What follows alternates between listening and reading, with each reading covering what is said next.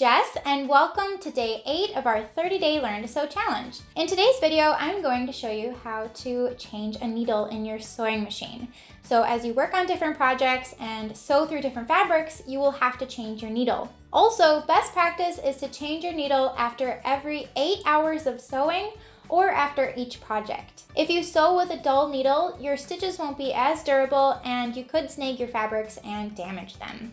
Today I'm using the Baby Lock Jubilant. Like this machine, most machine needles are simply removed by loosening the screw. So I'm going to show you how easy it is to change the needle on your sewing machine. So you'll want to change your needle about every project or every 8 hours of sewing, and also depending on the type of fabric that you're using. So grab a flathead screwdriver. Usually one comes with your sewing machine, or they're very common at hardware stores. You probably have one at home, and you'll notice that at the end of the needle bar there is a screw. So we're simply going to loosen that screw, and you'll want to hang on to the needle as you loosen the screw.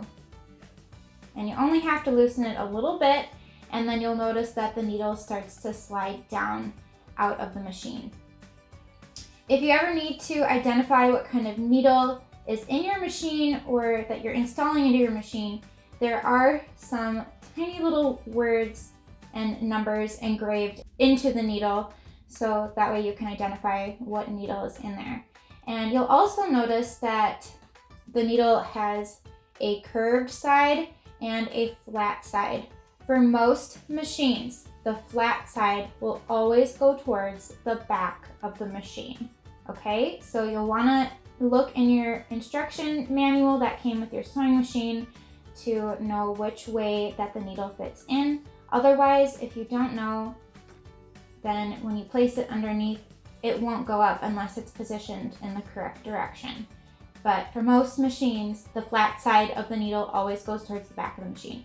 So to install a new needle, you'll position it correctly, slide it up into place as far as it'll go, and above the needle guide, you'll see the top of the needle inside there. So you'll want to make sure it's at its highest point, and if you'd like, you can just tighten it with your hand as tight as you can, or you can use your screwdriver to go a little bit tighter to make sure that it's nice and secure. So you can get it started with your hand and finish with the screwdriver to make sure that it's held tightly in place. Sewing machine needles may look alike, but in fact they are quite different.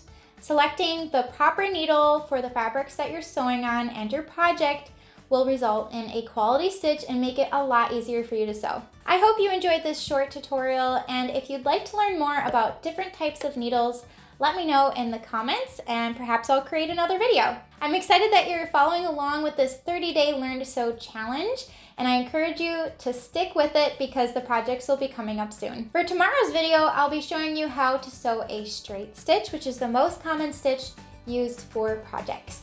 I look forward to stitching with you tomorrow, but until then, have a great rest of your day. Bye-bye!